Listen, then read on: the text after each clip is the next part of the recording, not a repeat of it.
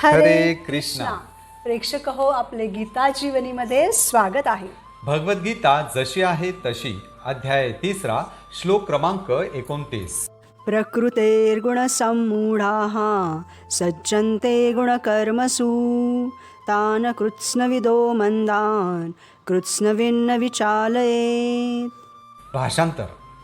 भौतिक प्रकृतीच्या गुणांनी मोहित झाल्यामुळे अज्ञानी लोक भौतिक कर्मात पूर्णपणे मग्न होतात आणि आसक्त होतात. पण असे कर्म करणाऱ्यांकडे ज्ञानाचा अभाव असल्यामुळे त्यांचे कर्म जरी कनिष्ठ असले तरी ज्ञानीजनांनी त्यांना विचलित करू नये. तर प्रेक्षक हो, भगवंत येथे भक्तांना उपदेश देत आहेत आणि भक्त त्यांच्या उपदेशांना कशा प्रकारे समजतात हे आज आपण पाहणार आहोत. येथे भगवंत सांगतात की जो मनुष्य ज्ञानाच्या अभावामुळे त्याच्या जीवनामध्ये चुकीच्या गोष्टींमध्ये व्यस्त आहे त्याला आपण उपदेश द्यायला जाऊ नये. जसे चाणक्य पंडित सांगतात की जर तुम्ही मूर्ख व्यक्तीला त्याच्या लाभासाठी जरी उपदेश देण्यासाठी गेले तरीही तो तुमच्यावर रागवेल. उदाहरणार्थ, एक मनुष्य झाडाच्या एका फांदीवर बसून त्याच फांदीला कापत होता. तेव्हा दुसरा मनुष्य खालून जात असताना त्याने ते पाहिलं आणि तो त्याला म्हणाला, अरे तू खाली पडशील. तेव्हा त्या फांदीवर बसलेल्या मनुष्याने ते ऐकलंच नाही, परंतु थोड्या वेळाने ती फांदी तुटली आणि तो मनुष्य खाली पडला. त्याचप्रमाणे आपण जर एखाद्या मूर्ख व्यक्तीला त्याच्या भल्यासाठी काही उपदेश द्यायला गेलो तर तो त्या बदल्यात सुधारण्याऐवजी किंवा आपण त्याला दिलेल्या उपदेशांबद्दल कृतज्ञता व्यक्त करण्याऐवजी आपल्यावरच रागावतो. म्हणून भगवंत म्हणतात की अशा लोकांना जे करायचे आहे ते करू द्यावं. आपण त्यांना उपदेश देऊन त्यांच्या इंद्रिय तृप्तीपासून त्यांना विचलित करू नये. भक्त हो, आपण बघतो की ही जी भगवद्गीता आहे ती प्रभुपादांद्वारे आणि त्यांच्या शिष्यांद्वारे 70पेक्षा जास्त भाषांमध्ये भाषांतरित झालेली आहे. आज पूर्ण जगभरामध्ये भक्त भगवद्गीतेचे वितरणही करीत आहेत.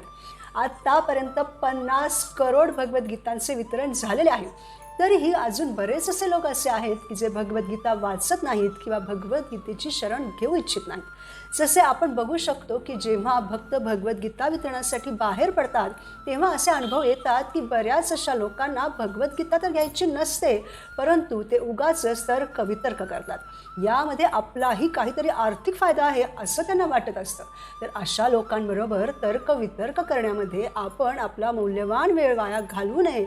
कारण जे नास्तिक लोक आहेत त्यांना भगवद्गीतेबद्दल काही जाणून घ्यायचं नसतं, परंतु ते आपलाच वेळ वाया घालत असतात. असे का? कारण भौतिक जीवनालाच ते सर्वस्व समजतात आणि आध्यात्मिक जीवन जगण्यासाठी ते तयार नसतात. खूप सारे लोक हे जाणत नाहीत की ते आहेत तरी कोण. ते तर स्वतःला केवळ शरीर समजतात आणि त्यामुळेच ते 24ही तास भौतिक कार्यामुळे मोहग्रस्त राहतात आणि त्यातच व्यस्त राहतात. अज्ञानी व्यक्ती स्थूल भौतिक भावनेने, भौतिक चेतनेने, भौतिक उपाधींनीच पूर्णपणे ग्रासलेले असतात. म्हणून भगवान श्रीकृष्ण आपल्याला येथे असा उपदेश देत आहेत की आपण अशा लोकांना विचलित करू नये. परंतु प्रेक्षक हो, आपण बघतो की असे खूप सारे भक्तही आहेत की जे खूप चांगल्या भौतिक पदावर आहेत, उच्च शिक्षित आहेत, चांगल्या कुटुंबामध्ये जन्मलेले आहेत, श्रीमंतही आहेत, सुंदरही आहेत, परंतु त्यांना या सर्व गोष्टींचा लेश मात्रही अहंकार नाही. परंतु असेही बरेच लोक आहेत की जे अगोदर खूप गरीब होते आणि त्यांनी थोडं शिक्षण घेतलं, त्यांच्याकडे थोडासा पैसा आला, थोडीशी प्रसिद्धी मिळाली तर त्यानेच ते इतके मदमत्त होतात की दुसऱ्यांना कमी लेखू लागतात.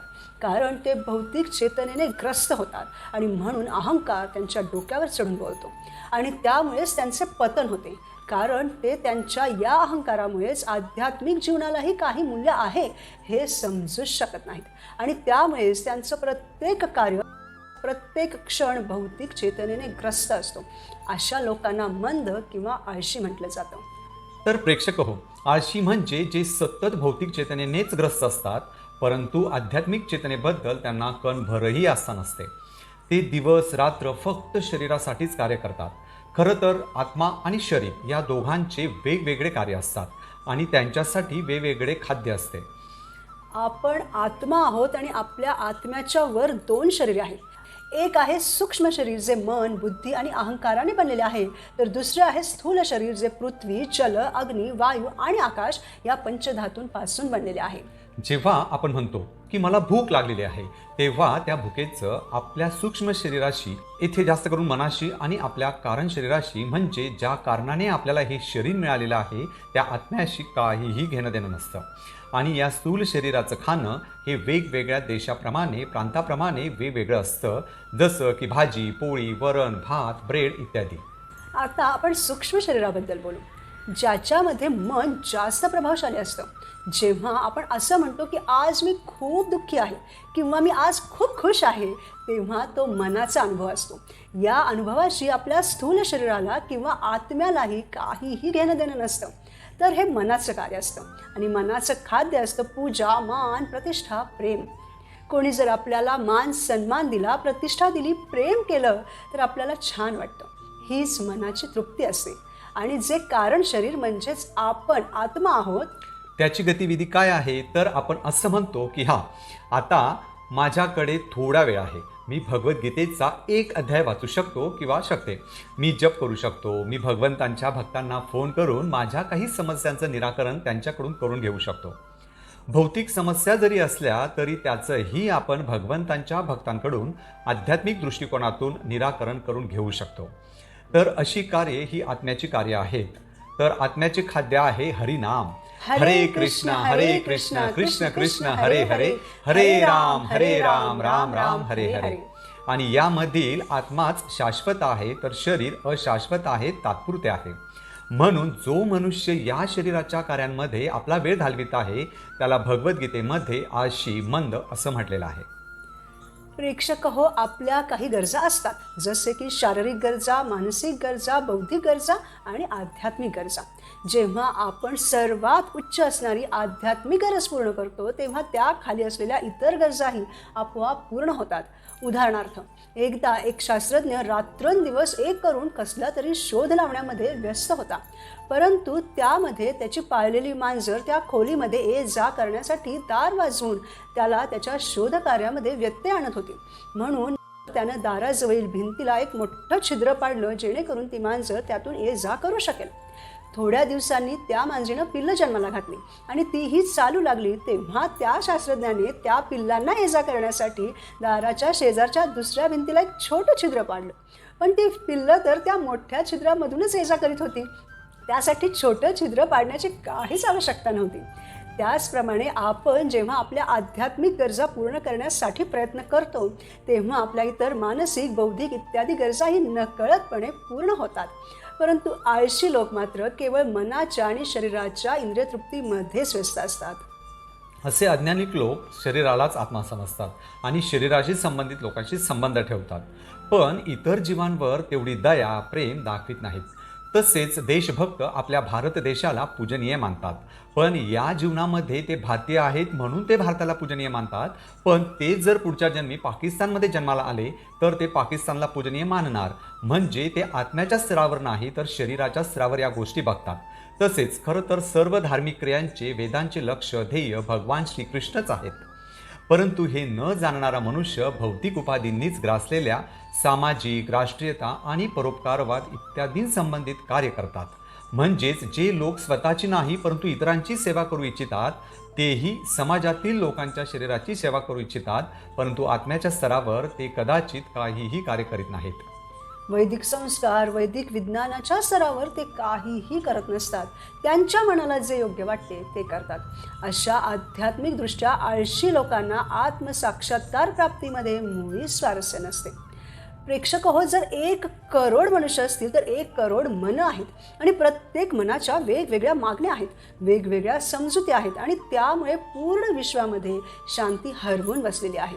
उदाहरणार्थ, आपण गणितामधून एखादं समीकरण सोडवायला घेतलं तर त्याचं उत्तर हे नेहमी एकच येत असतं, वेगवेगळी उत्तरं येत नसतात. त्याचप्रमाणे आपली जी शास्त्रे आहेत, वैदिक ज्ञान आहे, विज्ञान आहे, त्यामध्ये आनंदी राहण्यासाठी भगवंतांची भक्ती हा एकमेव उपाय सांगितलेला आहे. तेथे बदल करण्याची आवश्यकताच नाही. भौतिकवादी लोक हे न करता तात्पुरत्या गोष्टींमध्ये आनंद शोधत असतात. म्हणून जे आध्यात्मिक जीवनात प्रगत झालेले आहेत त्यांनी भौतिकतेने ग्रासलेल्या अशा व्यक्तींना विचलित करण्याचा प्रयत्न करू नये असे भगवंत येथे सांगतात. परंतु जे भगवंतांचे भक्त असतात ते भगवंतांपेक्षाही जास्त दयाळू असतात. म्हणून ते हे संकट स्वीकारून भगवंतांनी तसे करू नका असे सांगितलेले असूनही भौतिकवादी अज्ञानी लोकांना भगवंतांबद्दल, त्यांच्या भक्तीबद्दल प्रचार करतात आणि त्यांना मायेच्या जाळ्यातून बाहेर काढून श्रीकृष्णांपर्यंत पोहोचवितात. यासाठी ते वेगवेगळ्या प्रकारचे धोकेही पत्करतात. उदाहरणार्थ 500 वर्षांपूर्वी नित्यानंद प्रभू जगाई आणि मधाई सारख्या असुरी अज्ञानी आळशी लोकांना जाऊन जेव्हा प्रचार करतात तेव्हा ते दोघेही मदिरा घेऊन धुंद झालेले असतात. म्हणून क्रोधापोटी ते त्या मदिरेचे भांडे फोडून नित्यानंद प्रभूंच्या माथ्यावर मारतात. नित्यानंद प्रभू रक्तबंबाळ होतात. तरी सुद्धा नित्यानंद प्रभू त्यांच्यावर दया करतात आणि श्रीकृष्ण चैतन्य महाप्रभूंना त्यांच्यावर कृपा करण्याची विनंती करतात. हे असेच असतात भक्त. त्याचप्रमाणे श्रील प्रभुपाद वयाच्या 70व्या वर्षी, ज्या वयामध्ये लोक स्वतःची काळजी व्यवस्थित घेऊ शकत नाहीत आणि ते सेवानिवृत्त आनंदी जीवन जगण्याबद्दल विचार करीत असतात, त्या वयामध्ये श्रील प्रभुपाद अमेरिकेसारख्या आधुनिक देशांमध्ये भगवंतांच्या भक्तीचा प्रचार करण्यासाठी जलदूत जहाजाने निघतात. त्या प्रवासामध्ये त्यांना एकामागोमाग एक असे हृदयविकाराचे 2 झटके येतात. तेथे पोहोचल्यानंतरही त्यांना अनेक समस्यांना तोंड द्यावे लागते. त्यांचे टाईपरायटर चोरीला जाते. न्यूयॉर्कमधले वातावरण त्यांना सहन होत नाही. व्यसनाधीन हिप्पींना त्यांना सामोरे जावे लागते. हे सर्व ते का करतात? तर केवळ आपल्याप्रती असणाऱ्या दयेपोटी. अशा प्रकारे भगवत भक्त संकटांना झेलण्यासाठीही तयार असतात. इतकेच काय, तर ते अज्ञानी मनुष्याकडे जाऊन त्याला कृष्ण भावनाभावित कर्मांमध्ये संलग्न करण्याचा प्रयत्नही करतात. कारण कृष्ण भावनाभावित होऊन कर्म करणे हे मनुष्यासाठी अत्यावश्यक आहे. कारण त्यासाठीच तर आपल्याला हा मनुष्याचा जन्म मिळालेला आहे. इंद्रिय तृप्ती तर आपण कोणत्याही शरीरामध्ये करू शकतो. मुंगीच्या, हत्तीच्या, वाघाच्या, पक्षाच्याही शरीरामध्ये करू शकतो. परंतु भक्ती आपण इतर कोणत्याही योनीमध्ये करू शकत नाही, जी केवळ आणि केवळ मनुष्य योनीमध्येच शक्य आहे. परंतु हे समजणं एवढं सोपं नाही. त्यासाठी आपण हरिनाम जपाने आपली चेतना शुद्ध करणं गरजेचं आहे. आणि म्हणून एखाद्या मनुष्याला जर भक्त बनवायचं असेल तर एक भक्त त्यासाठी अविरतपणे कष्ट करण्यास तयार असतात. प्रेक्षक हो, कोणी म्हणेल की हे तर चुकीचं आहे ना, कारण भगवंत जे करायला सांगतात भक्त ते न करतात स्वतःच्याच मनाने काहीतरी करत आहेत. तर तसे नाही. कारण आपले आचार्य सांगतात कृष्ण जरी तसे बोलत असले तरी त्यांचा भाव मात्र वेगळा आहे. कारण जर भगवंतांची अशा अज्ञानी लोकांना भक्त बनवून भगवतधामी परत घेऊन जाण्याची इच्छा नसती तर त्यांनी भगवद्गीता का सांगितली असती? तिच्यामध्ये ते असे का सांगतात की सर्वांनी त्यांची भक्ती केली पाहिजे? का चैतन्य महाप्रभू भगवंतांच्या भक्ताच्या रूपामध्ये येतात आणि सर्वांना भगवंतांची भक्ती करण्यास सांगतात? कारण केव्हा केव्हा आपण ज्याच्यावर प्रेम करतो त्याच्यावर क्रोधित होतो, परंतु हृदयामध्ये क्रोधाचा भाव नसतो. फक्त वर आपण तसं दाखवत असतो. त्याचप्रमाणे येथेही भगवंत म्हणत आहेत की सोडून द्या या अज्ञानी लोकांना. नाही ऐकत तर काय करणार? तेव्हा भक्त अशा अज्ञानी लोकांकडे जाऊन त्यांना समजावून सांगतात. भगवंतांनी दिलेले उपदेश त्यांना देतात आणि भगवंतांच्या नामस्मरणाबद्दल सांगतात, त्यांचा प्रसाद देतात. त्यामुळे तो मनुष्य भगवंतांच्या भक्तीमध्ये येतो. भक्ताच्या या भावामुळे भगवंत खूप प्रसन्न होतात. म्हणून प्रेक्षक हो, जीवनात आनंदी राहण्यासाठी आपण श्रील प्रभुपादांकडून जी अहेतुकी कृपा मिळालेली आहे ती स्वीकारून आपले जीवन यशस्वी केले पाहिजे आणि इतरांनाही त्यासाठी मदत केली पाहिजे. पुढील भागात आपण भगवद्गीतेच्या 3ऱ्या अध्यायातील पुढील श्लोकांवर मनन करू. जी दुर्मिळ मानव जीवनामध्येच शक्य आहे ती भगवंतांची भक्ती करूयात. इतरांनाही त्यासाठी प्रेरित करूयात. धन्यवाद. हरे कृष्णा.